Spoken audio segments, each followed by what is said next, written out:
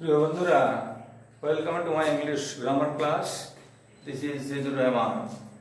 আজ আমরা সবাই মিলে এক নতুন ধরনের নয়, কিন্তু সচরাচর যেগুলো আমরা ব্যবহার করে আসি না বা শিখি না তাই নিয়ে আলোচনা করছি। বোর্ডে লেখা রয়েছে, অলরেডি আমি লিখে রেখেছি সময় সংক্ষেপ করার জন্য। লেখা আছে নমিনালাইজেশন। নমিনালাইজেশনটা কি? নমিনালাইজেশনটা হচ্ছে গ্রামারের একটা পার্ট, যাতে ভার্ব অথবা অ্যাডজেক্টিভ গুলোকে নাউনে পরিবর্তন করা। নমিনালাইজেশন করা মানে এখানে নাউনের রূপান্তরণ। নাউনের রূপান্তরণ করতে গেলে এখানে লেখা আছে ইংরেজিটায় transformation of verbs into noun. তো নমিনালাইজেশন মানে বাংলা মানে হলো যে বিশেষ্য পরিবর্তন করা, নাউনে পরিবর্তন করা। আর এইখানে ইংরেজিতে লিখে রেখেছি যে transformation of verbs into noun. ভার্বগুলোকে অথবা অ্যাডজেক্টিভ গুলোকে কিভাবে নাউনে পরিবর্তন করা যায় সেইটা এখানে দেখানো হবে। প্রথমে আমি ভার্বগুলোকে দেখিয়েছি কি কি ভাবে আমরা ভার্বগুলোকে নাউন করতে পারি। একটা করে উদাহরণ দেওয়া আছে, বাকি উদাহরণগুলো পরে বিস্তারিতভাবে লিখে দেওয়া হবে। এখানে লেখা আছে ভার্বস। যে ভার্বগুলো মেন আমি এখানে আলোচনা করেছি সেই ভার্বগুলো এখানে লেখা আছে এক এক করে। প্রথমে হলো যেমন প্রোডিউস, একটা ভার্ব। প্রোডিউস মানে উৎপন্ন করা।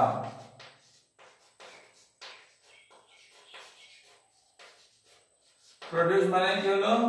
প্রোডিউস মানে উৎপন্ন করা। এই উৎপন্ন করা এই ভার্বটা যখন এখানে যখন নাউন করা হচ্ছে তখন তার সঙ্গে টি আই ও এন যোগ করে নাউন করতে হবে। কি করতে হবে? এখানে প্রোডিউস থেকে নাউন করতে হলে কিভাবে বদলে যাচ্ছে সেটা এখন দেখা হবে। প্রোডিউস থেকে ভার্বটা এটা প্রোডিউস মানে উৎপন্ন করা, যে ক্রিয়া হচ্ছে তাকে চেঞ্জ করা হচ্ছে নাউন করে। এখানে লাগানো প্রোডাকশন। প্রোডাকশন মানে উৎপাদন। বাংলা যদি করা যায় তো এটা হলো উৎপাদন। প্রোডাকশন মানে হলো উৎপাদন, মানে কোন জিনিস উৎপাদন করা, সেটাই হলো নাউন। তো প্রোডিউসটা ভার্ব হলো, বোঝা গেল? প্রোডিউসটা ভার্ব হলো আর তার নাউনটা হলো প্রোডাকশন। তো এখানে কি যোগ করা হয়েছে? প্রোডিউসের এই অংশটা এইটা সরিয়ে দিয়ে, এখান থেকে এইটুকুটা সরিয়ে দিয়ে তার সঙ্গে টি আই ও এন যোগ করা হয়েছে। বোঝা গেল? এটা এখানে ইটা স্পেলিংটা লাস্টের যেমন কামিং করলে যেমন ইটা শেষে সরে যায়, তেমনি করে এখানকার ইটাকে সরিয়ে দিয়ে এইখানে টি আই ও এন কথাটা যোগ করা হয়েছে। বোঝা গেল? এটা এইভাবে এটাকে একটা নাউনে পরিবর্তন করা হলো, প্রোডিউস থেকে প্রোডাকশন। ঠিক আছে? তো এইভাবে এগুলো ভাবতে হবে বা জানতে হবে। এগুলো কোনো নিয়মের মধ্যে নেই। কোন অর্ডটা কি হয় এটা আমাকে মুখস্থ করে রাখতে হবে, মনে রাখতে হবে। এটা হচ্ছে নিয়ম। কারণ ওই সব যারা কম্পিটিশন পরীক্ষা দেয় তাদের এইভাবে ভোকাবুলারিকে বা গ্রামাটিক্যাল নলেজটাকে টেস্ট করা হয় যে এইগুলোকে ভার্বগুলোকে নাউন করতে পারে কিনা, তো অ্যাডজেক্টিভ গুলোকে নাউন করতে পারে কিনা, সেগুলো আমাদের এক এক করে জেনে নিতে হবে। ঠিক আছে? এবং এগুলো বইয়ে পাওয়া যাবে, কিন্তু মুখস্থ রাখতে হবে। এগুলো কিন্তু কোনো নিয়মের মাধ্যমে মনে রাখার উপায় নেই। We have to remember all these things by learning their spellings. You have to learn the spelling. Spelling মনে রাখলে তবে সেটা কাজে লাগবে।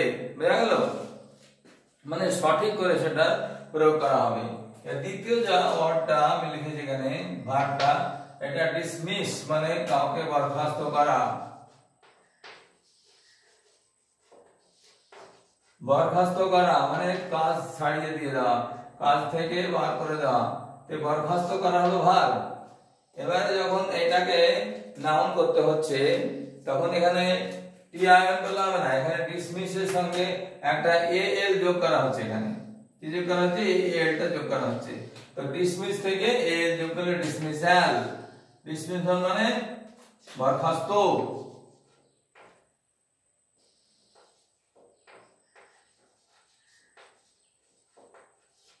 বরখাস্ত ওখানে ডিসমিসাল, আর বরখাস্ত করা না এখানে। তারপরে এইভাবে এটাকে মনে রাখতে হবে যে এইটা ওয়ার্ড যেটা ডিসমিস, তার সঙ্গে কি করতে হবে? এর যোগ করতে হবে, ডিসমিসাল হবে। যেমন উইথড্র যদি ভার্বটা হয়, এখানে উইথড্র, এখানে যদি একটা ভার্ব থাকে উইথড্র, তাহলে এখানে উইথড্রল। এমনি করে এলটা যোগ করতে হবে। কোথায় কোথায় এল যোগ করতে হবে সেটা মনে রাখার ব্যাপার, মুখস্থ রাখার ব্যাপার। এমনি না করলে কিন্তু আর হবে না, মনে রাখতে হবে।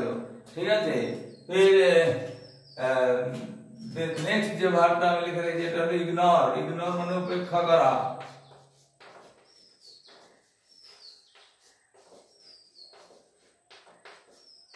উপেক্ষা করে যাওয়া।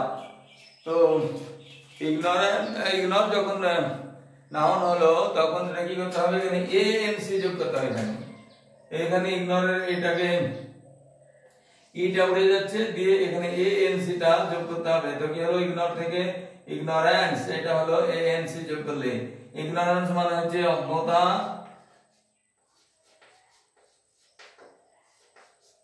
অনভিজ্ঞতা।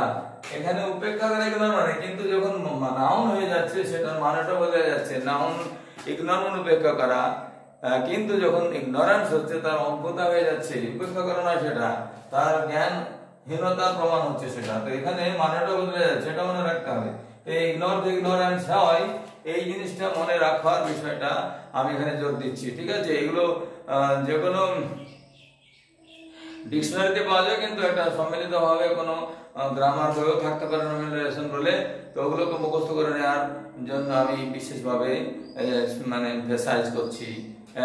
অনুগ্রহ করে নিজের ব্যক্তিগত উন্নতির খাতিরে যদি সবাই এগুলোকে, যারা ইংরেজি শিখতে চায় বা ইংরেজিকে প্রয়োগ করে সিজিএল ইত্যাদি পরীক্ষাগুলো পাস করতে চাই, ঠিক আছে, এই যে পিএসসি, এসএসসি অথবা এসএসসি, সিজিএল, সেন্ট্রাল গভর্নমেন্টের, এগুলো পাস করতে গেলে এগুলো ভার্বের রূপান্তরকরণ অথবা অ্যাডজেক্টিভের রূপান্তরণ গুলো শিখতে হবে। যারা শিখবে তারা নিশ্চিতভাবেই ভালো করে জীবনে এগিয়ে যেতে পারবে। লাঠি সোটা নিয়ে বা মারামারি করে জীবনে তাৎক্ষণিক আনন্দ হবে ভাই, কিন্তু বড় হওয়ার ক্ষেত্রে স্থির হতে হবে, এবং সেই স্থিরতা পড়ে বসে বসে পড়লেই পাওয়া যাবে। যারা আমাদের এটা দেখছো তাদেরকে অনুরোধ করবো, যদি আমার সমবয়সী হও, যদি আমার বন্ধুর মতো হও, তারা তাদের নিজের ছেলে মেয়েদেরকে এতটাই উৎসাহ দিয়ে ওদেরকে অনুপ্রেরণা জাগাতে হবে। ঠিক আছে, যারা তারা বসে শেখে, কারণ we are not going to make a nation which is believing in hooliganism, because a group of hooligans can only create nuisance. They can damage or demolish things, but they cannot make anything constructive. And if they are required to be developed as conducive children, যদি তাদেরকে conducive করা হয়, তাদেরকে তো অবশ্যই পড়তে শেখাতে হবে। যত বেশি পড়বে তত বেশি তাদের মধ্যে সেই আগ্রহটা বেড়ে যাবে। ঠিক আছে, টেম্পোরারি পলিটিক্যাল উত্তেজনার মধ্যে ঢুকে গেলে তখন হয়তো তারা আনন্দ পাবে, কিন্তু in the long run, after the age of 35 and 40, they will feel frustrated and they will be involved in different type of illogical and illegal activities. তো এইগুলো থেকে বাঁচাতে হবে ছেলে মেয়েদের, বোঝা গেল? এবারে যখন নেক্সট ওয়ার্ডটা হচ্ছে এখানে লিখেছি আমি সিভিল। সিভিল মানে হচ্ছে সভ্য অথবা নাগরিক। এই সিভিলটা হচ্ছে নাগরিক অথবা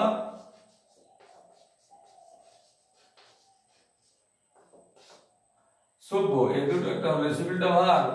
তো সিভিল থেকে সিভিলাইজড হয় যে ভারটা, কিন্তু যখন ওইটাকে আমরা নাউন করছি তখন মনে রাখতে হবে এটাকে কি করতে হচ্ছে, আইটিআই যোগ করতে হচ্ছে।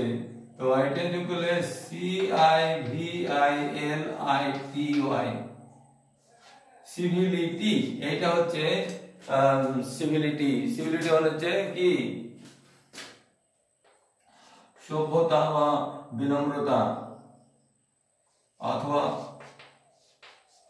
সভ্য জ্ঞান। ঠিক আছে, সভ্য হওয়ার জ্ঞান, সিভিলিটি।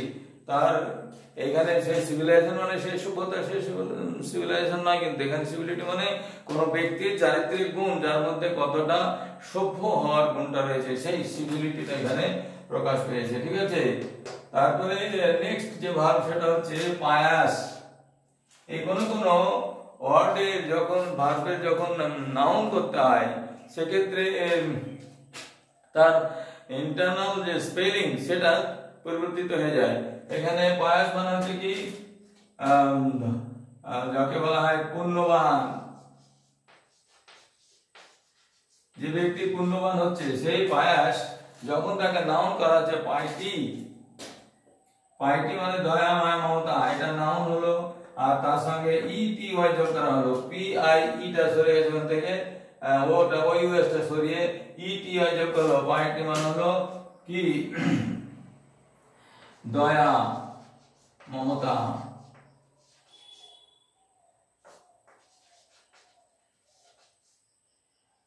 অথবা ঐশ্বরিক জ্ঞান, ঈশ্বরের প্রতি যে সমর্পণ, এগুলো হচ্ছে পাইটি। ঠিক আছে, তো এই ধরনের বাক্যগুলো, ওয়ার্ডগুলোকে কিভাবে নাউন করতে হচ্ছে এগুলো মনে রাখতে হবে এক করে। ঠিক আছে, তো এটা বললাম যে এখানে ইটিআই যোগ করতে হবে, না কোথায় যোগ করতে হবে, ওই ইউজকে সরিয়ে দিয়ে যোগ করতে হবে।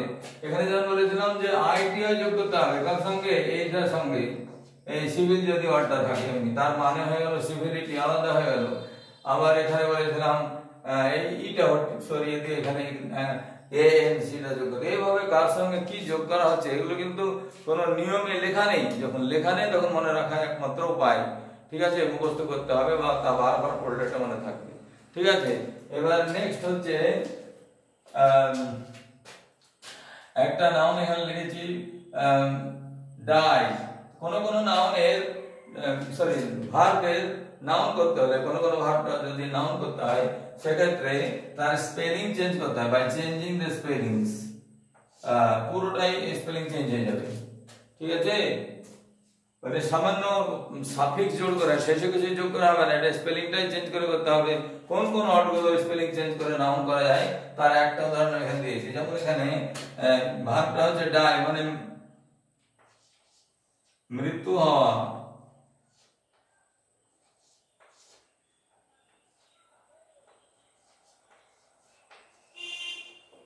অথবা মরে যাওয়া। এই ডাইটা যখন নাউন হবে তখন ডেথ, ডেথটা হলো মৃত্যু।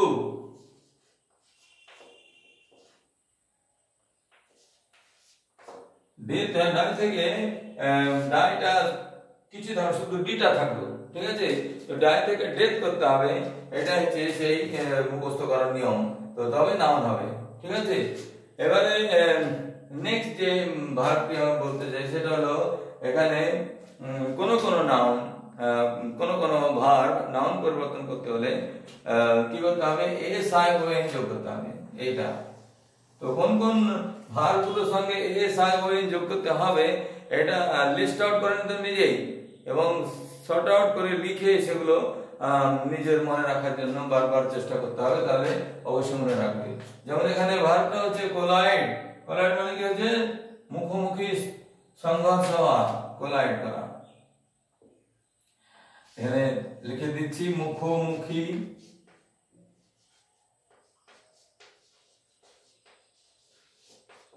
মুখোমুখি সংঘর্ষ হওয়া।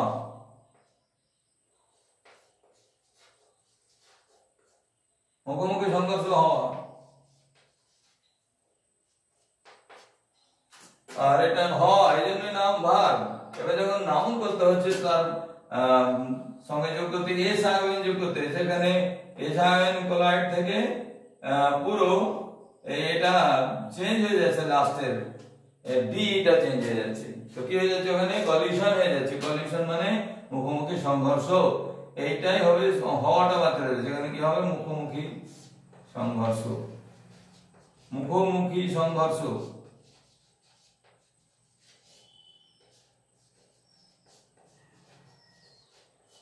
শুধু মুখোমুখি সংঘর্ষ হবে কি হবে, দেখা যায় কলিশন, এইটা হলো নাউন। ভার্ব ছিল কোলাইড, কোলাইড ছিল ভার্ব, আর ওটা কি হলো, নাউন হয়ে কলিশন হলো। প্রনাউন্সিয়েশন করতে হবে কোলাইশন না, এটা কলিশন। তো কলিশন হলো কোলাইড থেকে, বোঝা গেল।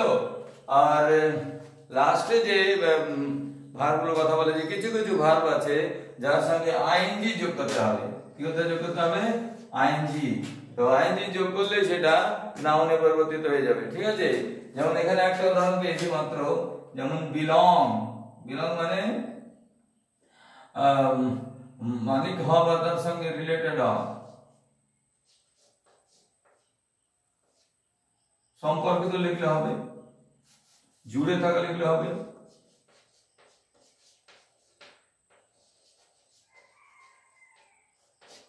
কিন্তু যখন এটাকে নাউন করা হচ্ছে, বিলংটাকে আইএনজি যোগ করে, বিলংিং, তাকে আইএনজি যোগ করে, আইএনজি হলো বিলংিং। তো বিলংিং মানে হচ্ছে কি, জিনিসপত্র বা সম্পদ।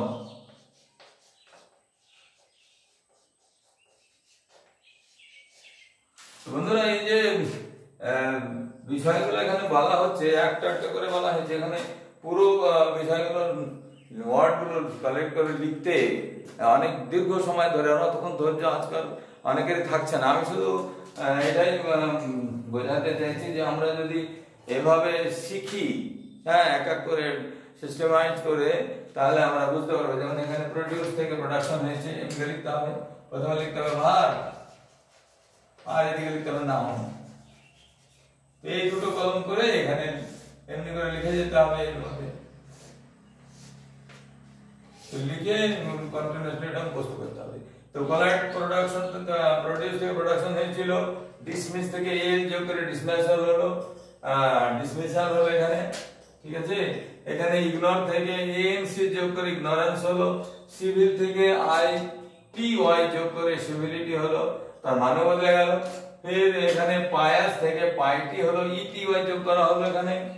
আর এখানে বাই চেঞ্জিং দ্য স্পেলিং, এখানে ওর যেটা স্পেলিং বানানটা চেঞ্জ করা হলো, ডাই ছিল ভার্বটা, হয়ে হলো ডেথ, মৃত্যু। এবারে কলিশনের এখানে ওয়ার্ড দিয়েছি এস আই ওন যোগ করে, এস আই ও এন, এইটা যোগ করেও কখনো কখনো নাউন করা। এখানে কোলাইড ছিল, কলিশন হলো, হ্যাঁ, কলিশন মানে মুখোমুখি সংঘর্ষ, আর কোলাইড মানে সংঘর্ষ হওয়া, তো হওয়াটা মিটে যাচ্ছে বলে ওখানে নাউন হয়ে যাচ্ছে। এবারে বিলং, বিলং মানে জুড়ে থাকা অথবা সম্পর্কিত হওয়া, আর সেটাই যখন নাউন হয়ে যাচ্ছে আইএনজি যোগ করে নাউন করে, এগুলো সহজ। আইএনজি যোগ করলে হলো তো বিলং থেকে বিলঙ্গিং, সেটা হলো জিনিসপত্র বা মালপত্র বা সম্পদ ইত্যাদি।